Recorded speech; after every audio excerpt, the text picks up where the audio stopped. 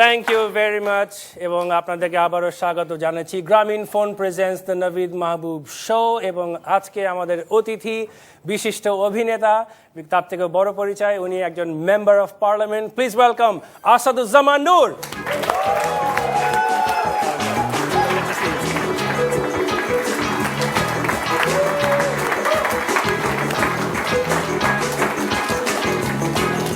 Thank you.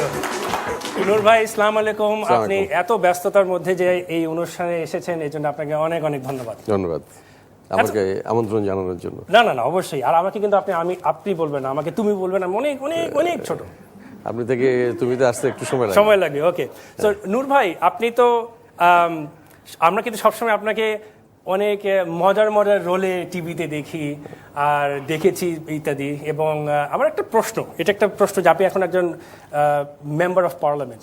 তো আপনি যখন পার্লামেন্টে বসেন, আশেপাশের লোকরা কি আপনার দিকে তাকায় যে এক্সপেক্ট করছে যে আপনি এখন একটা বাকের আলীর একটা কোনো কিছু বলে ফেলবেন কি না? এরকম কি হয় কোনো সময় নাকি? এগুলো আমাদের সব কিউরিয়াস জানার জন্য। পার্লামেন্টে যখন বসেই না,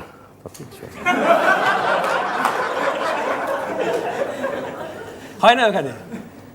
ওখানে কি আপনি মানে ওখানে কি আপনি মোটামুটি বেশ সিরিয়াস থাকতে হয় নাকি মাঝে মাঝে আপনার ইচ্ছা করে যে একটু একটু একটু একটু ওখানে সবাই এমন একটা ভাব দেখায় যে আমরা সবাই খুব ব্যস্ত।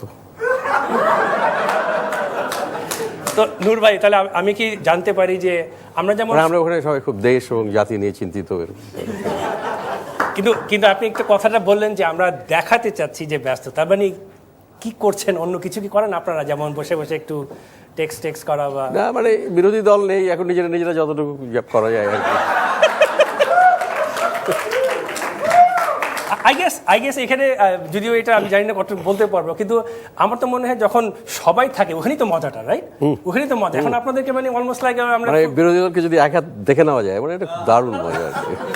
তো ওখানে কি আপনারা এরকম হয় যে ফাইন আমরা দেখা নিলাম, হাই ফাই, এরকম হয় নাকি? না, নাকি যে যুক্তিতর্ক। আর আমার তো মনে হয় আপনি তো নিশ্চয়ই, আপনি এত সাবলীল কথাবার্তা। এবং আমার মনে পড়ে আমার জীবনের সবচেয়ে প্রথম নাটক, মঞ্চ নাটক ছিল নাগরিকের কোপেনিকের ক্যাপ্টেন। আপনি ছিলেন ওটাতে? আমি ক্যাপ্টেনের রোল করেছি। আপনি ক্যাপ্টেনের রোল করেছেন। আমি যখন ক্লাস 10-এ পড়ি, এবং তখন আমি দেখে বললাম এই ভদ্রলোকটা এত সাবলীল ভাষায় কথা বলে, আমি যদি এত সুন্দরভাবে কথা বলতাম সব মেয়েরা ঠাস ঠাস ঠাস ঠাস করে পড়ে যেত আমার সামনে। তো আপনারা তো মানে এত সুন্দর করে যে কথা বলেন, মানে এটা কি হিস্ট্রিটা কি, মানে সবাই জানতে চাই আমরা। তো তার আগে একটু বলে নেই, এই নাটকটা কিন্তু ওই সময় সামরিক সরকার ছিল, বন্ধ করে দিয়েছিল। দুই একজন উচ্চপদস্থ সামরিক কর্মকর্তা ছিলেন একটা শোতে, তারা দেখে মনে করলেন যে আমরা বুঝি আর্মির বিরুদ্ধে একটা কিছু বলছি। আসলে এটা অ্যান্টি ওয়ার একটা প্লে ছিল, রাইট? আমার মনে আছে। তো যারা দেখেছেন তারা কিভাবে বুঝেছেন আমি জানি না। তারপরে আমাদের উপর একটা নোটিশ হয়ে গেল যে নাটক বন্ধ করে দিতে হবে। So it was stopped. Then again we had to go to different quarters, বোঝাতে হলো। ফাইনালি উই টোল্ড দেম যে এটা একটা জার্মান নাটক, এটা বাংলায় অ্যাডাপ্ট করা হয়েছে, এটা যদি বন্ধ করে দেওয়া তো জার্মানরা খুব নাখুশ হয়ে যাবে। তো এই জার্মানদের দোহাই দিয়ে আবার নাটকটাকে বাড়ি মঞ্চে আনা হলো। ওকে, তাহলে দর্শক মণ্ডলী, আপনাদেরকে বলে দিচ্ছি এই অনুষ্ঠান কিন্তু কাউকে কটাক্ষ করার জন্য নয়, আমরা এখানে মজা করছি। আর যদি কেউ কোনো মাইন্ড করেন, মনে রাখবেন এটা কিন্তু আসলে জার্মান শো।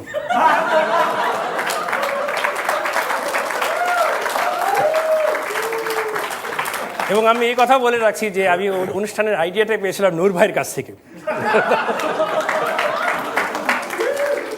আসলে এইসব রিস্কের মধ্যে আমরা সবসময় থাকি, এবং আমার এই রিস্কে আমিও কিন্তু আস্তে আস্তে এটা দেখতে পাচ্ছি। এবং আমি কিন্তু মনে করি না, আপনি তো বিপদে পড়ে যাবেন। আপনি যদি ভাবছেন যে আপনি কোনো বিপদে পড়বেন না, তুমি আপনি পড়ে যাবেন এই কারণে যে আপনাকে বলবে যে আপনি আসাদুজ্জামান নূরের সঙ্গে বসে এইসব কথাবার্তা বলেছেন। চোরের সাক্ষী সবসময় গাঁট কাটা। যাক, লাস্ট একটু কফি খেয়ে নেই। তো নূর ভাই, সেই কথা বলে আমাদের হাতে এখনো সময় রয়েছে, আমরা ছোট্ট একটা বিরতি নিয়ে আসি। নূর ভাই, আপনি যদি তাড়াতাড়ি আমাকে বিদায় করে দিতে চান দিতে পারেন। না না না না, নো, আমরা কি চাই? নো, এই যে এতগুলি লোক আপনাকে যেতে দিবে না, ইনফ্যাক্ট নূর ভাই যদি চলে যায় আমাদের অনুষ্ঠানই হবে না, তাই না? সুতরাং আবার মনে করিয়ে দিচ্ছি, আপনারা দেখছেন Grameen phone presents the Naveed Mahbub show, এবং আমার অতিথি হচ্ছেন বিশিষ্ট অভিনেতা, আমাদের যোদ্ধা এবং মেম্বার অফ পার্লামেন্ট জনাব আসাদুজ্জামান নূর। আর যারা গ্রামীণ ফোনের গ্রাহক তারা 1 2 3 4 ডায়াল করে এই অনুষ্ঠানের অডিও শুনতে পারবেন। আমরা ছোট্ট একটা ব্রেক নিয়ে আসছি, যদি অন্য কোনো চ্যানেলেও চলে যান, এমনকি উনি যে চ্যানেলের সাথে জড়িত ওইখানেও যদি চলে যান, আবার এখানে আসতে হবে।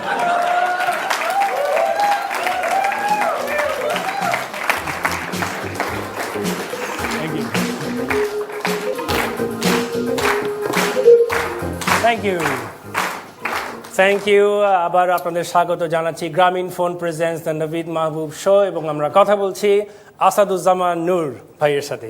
আসাদ ভাই, নূর ভাই, আবার আপনাকে ওয়েলকাম জানাচ্ছি। তো আমরা একটু লেটস সুইচ গিয়ার্স।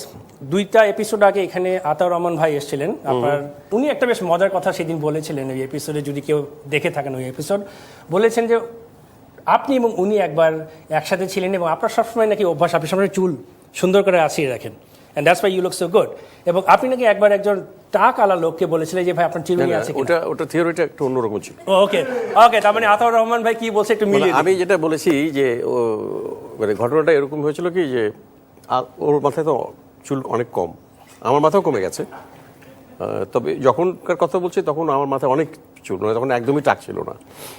আমি ওকে একটা অনুষ্ঠানে গেছি সকালবেলা শহীদ মিনারে, ওর চুল একটু এলোমেলো হয়ে আছে, তো শিরুনি খুঁজছে, তো আমি বললাম যে দাঁড়াও আমি ব্যবস্থা করে দিচ্ছি। তো একজন টাকওয়ালা মানুষ যাচ্ছিলেন, আমি ভদ্রলোককে, অচেনা ভদ্রলোক, আমি তাকে দাঁড় করালাম, বললাম যে ভাই আপনার কাছে চিরুনি আছে? তো ভদ্রলোক একটু হতভম্ব হয়ে তারপর পকেট থেকে একটা চিরুনি বার করে দিল। তো আমার থিওরিটা হলো যে ভদ্রলোকের মাথায় চুল খুব কম, তিনি সেই ব্যাপারটাতে এত বেশি সচেতন থাকেন যে ওই কয়েকটা চুলকে ম্যানেজ করার জন্য উনি পকেটে সবসময় চুল নেন। এবং এটা অনেক বছর পরে যখন আমার মাথায় টাক পড়লো তখন দেখা গেল যে ওটা আমার ব্যাপারে সত্যি, এবং তার প্রমাণ হিসেবে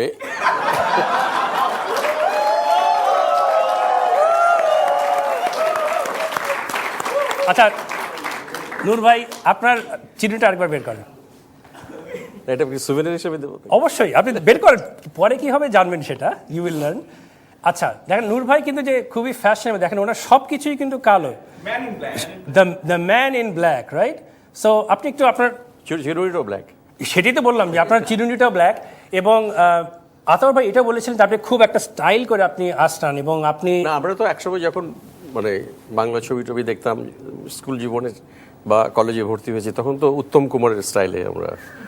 আচ্ছা হাউ অ্যাবাউট দিস, আমরা অডিয়েন্সকে জিজ্ঞেস করি, আমরা কি আসাদুজ্জামান নূর ভাইকে একটু বলতে পারি যে আপনি উত্তম কুমার স্টাইলে একটা চুল আসেন? এটা এখন আর হবে না, এটা এখন আর হবে না, কারণ ওই চুলের স্টাইলটা ছিল অনেকটা গাড়ি বারান্দার মতো। গাড়ি বারান্দা? হ্যাঁ, মানে এখানে একটা একটু সামনের দিকে এসে আবার তারপরে। ও আচ্ছা, মানে আসলে বয়স হয়ে গেলে আমরা মনে এখন আর চুল সেটা সেই কথা শোনে না। কিন্তু নূর ভাই এরপরে যদি আপনার যখন সময় পান লেখালেখি করার, আপনার তো মনে হয় অনেক রসদ রয়েছে এখন লেখার, যে মজার মজার অভিজ্ঞতা নিয়ে বা কিছু নিয়ে লেখার। তো যারা অভিনয় করে তারা কেউই অভিজ্ঞতার বাইরে থেকে কিছু করতে পারে না। যেমন একটা ঘটনা আমি বলি, বাকের ভাইয়ের চরিত্রের কথা আপনি একটু আগে বললেন, এই চরিত্রটাকে কিন্তু আমি বাস্তব জীবনে দেখেছি। আচ্ছা, মানে আমি যখন ইন্টারমিডিয়েট পড়ি তখন আমি রংপুরে কারমাইকেল কলেজে পড়ি, সিনেমা দেখার খুব ঝোঁক ছিল, পাগলের মতো সিনেমা দেখতাম।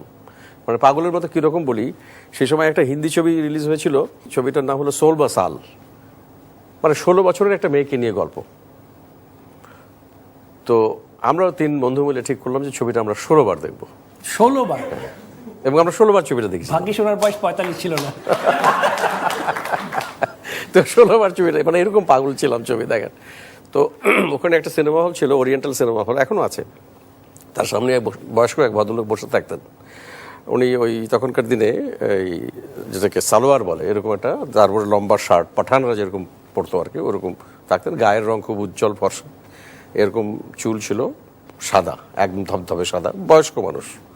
উনি একটা চেয়ারে খুব আরাম করে বসে থাকতেন, লোকজন সামনে দিয়ে যেত, কেউ সালাম দিচ্ছে, কেউ সামনে দাঁড়িয়ে একটা কথা বলছে, ওখানে বসে উনি চা খাচ্ছেন, মানে সবাই কিন্তু তাকে খুব সম্মান দেখাচ্ছে। তা আমি একদিন খুব কৌতূহলী হয়ে একজনকে জিজ্ঞেস করলাম যে ভাই এই ভদ্রলোক কে?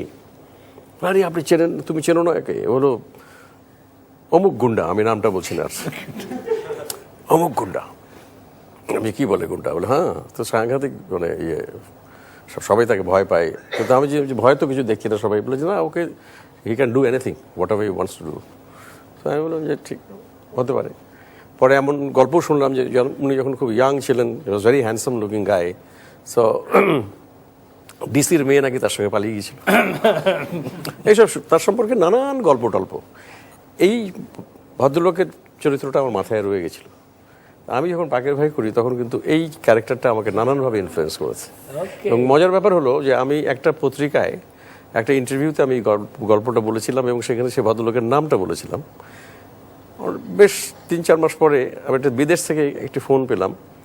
একটি মেয়ে আমাকে ফোন করে বলছে যে আপনি যে ভদ্রলোকের কথা লিখেছেন আমি তার নাতনি, ক্যানাডায় থাকে, সেখান থেকে ফোন করেছে। এবং আমরা খুব খুশি হয়েছি যে আপনি তার সম্পর্কে এত কথা বলেছেন। কিন্তু আমি তো বললাম যে ভাই আমি তো গুন্ডা ফুন্ডা বলে ফেলেছি। বললো না ওটা ঠিক আছে, ওটা সবাই বলতো। তবে একটা প্রশ্ন করি নূর ভাই, যে আপনি বললেন যে মানুষকে আপনি অবজার্ভ করেন, তা আপনি যে এখন পার্লামেন্টে বসছেন ওখানে কিন্তু অনেক মানুষকে আপনি অবজার্ভ করার সুযোগ আছে। অনেক অনেক অনেক ইন্টারেস্টিং ক্যারেক্টার আছে। I was going to ask you that. That's right, অনেক ইন্টারেস্টিং ক্যারেক্টার সো আছে। ওখান থেকে কি একটা বাকের ভাই কোনো ক্যারেক্টারে আসতে পারে কি?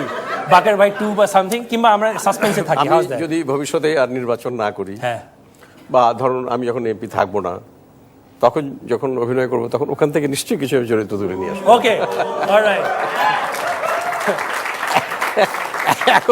এখন যদি করি আমাকে মার দিতে পারে সবাই বলে। ফাইন, তার মানে আমরা যদি সত্যি নাটকের আমরা এনথুজিয়াস্ট হয়ে থাকি, আমরা কেউ নাকি এবার ভোট দিব না, যাতে অতি শীঘ্রই আমরা বাকের ভাই 2 একটা দেখতে পারি আমরা, রাইট?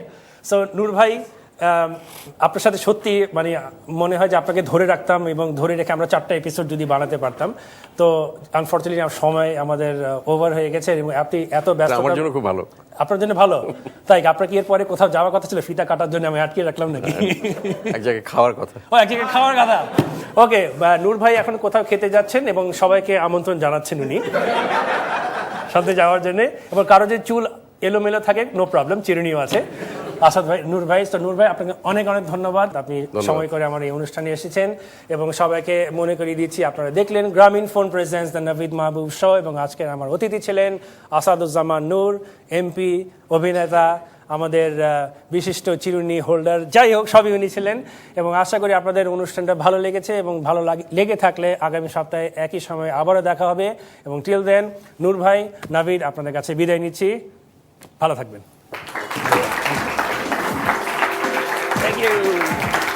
দর্শক হিসেবে অংশগ্রহণের জন্য যোগাযোগ করুন আমাদের ফেসবুক পেজ দ্য নাভিদ মাহবুব শোর মাধ্যমে। এই অনুষ্ঠান ধারণ করা হয়েছে নাভিদস কমেডি ক্লাবে।